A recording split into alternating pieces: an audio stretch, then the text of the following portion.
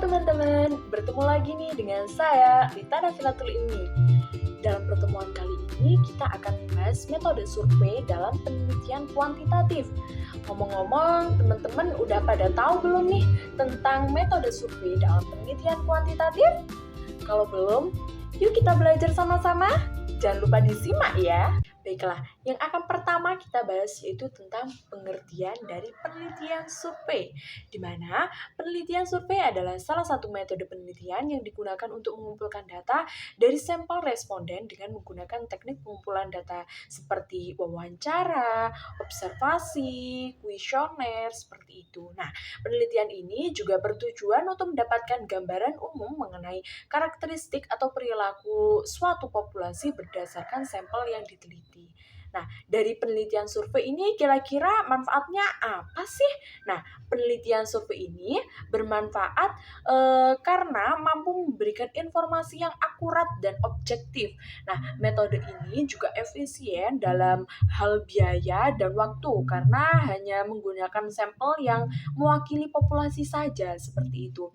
Lalu selain itu, hasil survei itu mendukung pengambilan keputusan berbasis data dan fakta. Nah, metode ini juga fleksibel dan dapat diterapkan di berbagai bidang seperti pendidikan, ekonomi, kesehatan, dan sosial politik. Baiklah, selanjutnya yaitu di sini kita akan membahas tentang langkah penerapan penelitian metode survei, di mana di sini ada 8 langkah, yaitu yang pertama ada identifikasi masalah yang pastinya ya, di mana di sini kita harus menentukan terlebih dahulu masalah yang akan kita teliti dalam penelitian survei ini apa sih, seperti itu. Lalu yang kedua yaitu menentukan tujuan, di mana kita harus menentukan tujuannya jelas. Tujuannya apa sih kita melakukan penelitian ini? Seperti itu ya. Lalu yang ketiga yaitu desain survei atau merancang instrumen survei seperti kuesioner atau pedoman wawancara yang sesuai dengan tujuan penelitian kita. Seperti itu. Lalu yang keempat yaitu pemilihan sampel, yaitu kita harus menentukan sampel yang representatif dari populasi yang akan kita teliti. Seperti itu. Lalu yang kelima yaitu melakukan pengumpulan data dari responden sesuai dengan instrumen yang telah kita rancang. Nah, lalu yang keenam yaitu analisis data, di mana setelah data dikumpulkan, langkah selanjutnya adalah menganalisis data yang diperoleh, baik secara kuantitatif atau statistik atau kualitatif atau tema dan pola, seperti itu. Lalu yang ketujuh yaitu interpretasi dan penyajian hasil dengan menyajikan hasil atau laporan, itu. Dan yang terakhir yaitu kesimpulan dan saran. Nah, berdasarkan hasil penelitian kita dapat mengambil kesimpulan apa nih, dan kita harus memberikan rekomendasi yang bermanfaat dari penelitian tersebut. Selanjutnya di sini kira-kira permasalahan apa sih yang cocok dengan metode survei?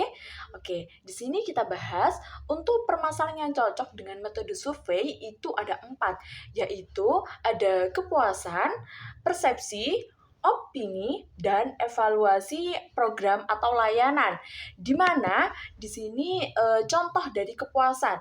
Contohnya seperti kepuasan masyarakat terhadap pelayanan di kafe atau restoran X, seperti itu. Lalu persepsi. Contohnya seperti persepsi masyarakat tentang efektivitas vaksin COVID-19.